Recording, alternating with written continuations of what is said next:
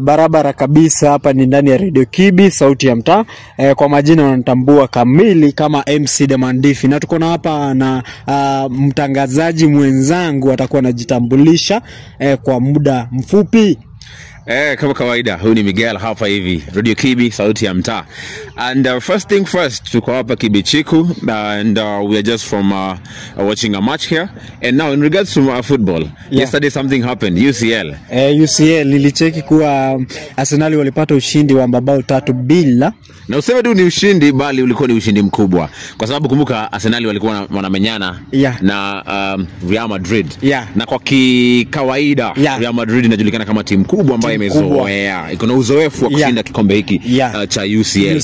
Kwa mtazamo wako, Tanzania ni nini ambacho kilichangia Arsenal kuweza kupata ushindi huu mkubwa sana? Kitu ambayo Arsenal ilifanya kupata hii ushindi mkubwa kabisa ni ya kwamba kuwa wale ma strikers walikuwa wamerudi. Kumbuka wamekuwa kwa muda mrefu wamekuwa kwenye likizo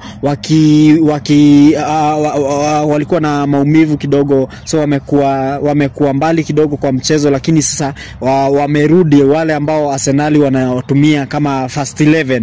Naam, so hiyo ni kati ya mambo ambayo ilifanya Arsenal kupata ushindi jana dhidi ya Real Madrid. Japokuwa Madrid imekuweza kuwa timu kubwa ambayo kwa kawaida ni timu ambayo imesumbua, ni timu ambayo inafanya vizuri katika mchuano wa aina hii. Na tumeweza kuona kuwa jana waliweza kugaragazwa. Na ilikuwa si ushindi tu ambao ulikuwa ni wa kubahatisha. Ukiangalia kipindi cha kwanza, Arsenal walikosa mabao asilimia mabao kitu kama 5 hivi.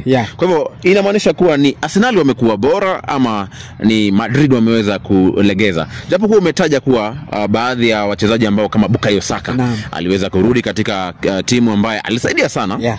Kwa hivyo sijui utaweza kuelezaje watazamaji wetu na wasikilizaji wetu kuhusu mambo haya, kwa sababu kwa kidogo tu nataka uambie kwa kifupi tu ni nini ambacho hasa Arsenal inafaa ifanye ili wakati watakapo wakienda kule Bernabeu wataweza kuhakikisha na kufanya kuwa yale ambayo watu wanatarajia waweze kufanya wafike nusu finali. Nini ambacho hasa wanafaa kufanya ndio kipindi hiki kisiweze kubadilishwa hasa? Kitu ambayo Arsenal inaweza sema Arsenal wanaweza fanya ni kufungua nafasi. Wafungue nafasi kwa wachezaji wao wa katikati, na pia waweze kutumia kila nafasi ambayo itapatikana pale mbele kwa wale wafunga lango ama ma strikers ukipenda. So waweze kufungua midfield, na pia waweze kuhakikisha kuwa wanakamilisha nafasi zao jinsi ambavyo wanapatiana. Kwa kifupi unamaanisha kuwa wacheze defensive game. Kwa sababu unaona wakati tunasema tunawafunge kabisa, unamaanisha kuwa waweze kucheza defensive game, wahakikishe kwamba hakuna bao ambalo watakuwa wakifungwa, nao wangangane wasifungwe bao lolote. Kwa kifupi unamaanisha wacheze defensive. Naam, namaanisha hivyo, na pia waweze kufungua nafasi pale mbele, ndio pia waweze kupata mabao, kwa sababu hiyo wanarudiana na Real Madrid nyumbani kwa Bernabeu. Inaweza kuwa pia na tatizo kidogo kulingana na ile wanasema home advantage. So ni kuhakikisha kuwa wanajaribu kudefense mchezo wao, na pia barabara wakihakikisha kuwa wanafungua nafasi pale mbele ili waweze kufunga mabao mingi iwezekanavyo. Naam. Kwa kifupi tu umeweza kutaja kuwa kuna ile kitu ambacho mnaita home advantage. Ningependa uweze kueleza unamaanisha nini kwa kusema home advantage.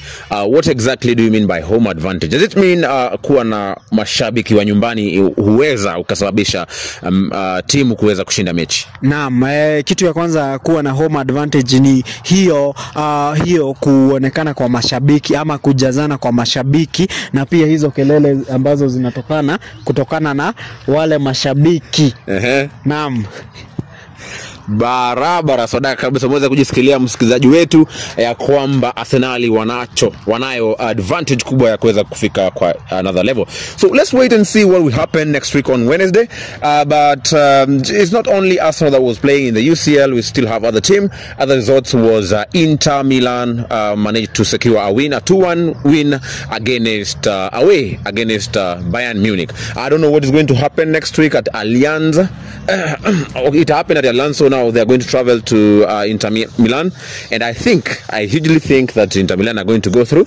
Another result we're going to find out today is about Borussia Dortmund is going to be playing against Barcelona, as well as the other team that is going to play tonight. Let me just check here. Yeah, Borussia Dortmund is going to play against Barcelona, as well as Aston Villa is going to be playing against PSG. So we're going to be interested to see what will happen in those matches. Yes. So as we finalize, or we urge you guys is to follow us on all our social media platforms. Kila mahali kutokana na mtandao wa Facebook tuko tunajiita Radio Kibi. Ukiingia pale TikTok Radio Kibi to follow. Ukiingia pale pia YouTube kupata habari kemkem na pia kupata vipindi za ambazo tumeandalia hapo na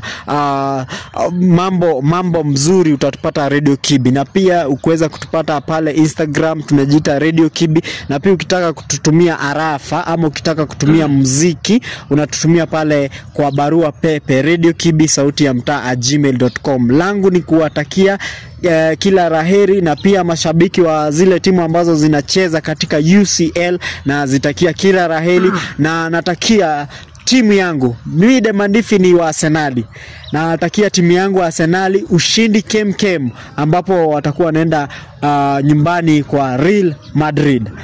Miguel, niko na hayo tu ya kusema. Kwa heri wasikilizaji na watazamaji wetu.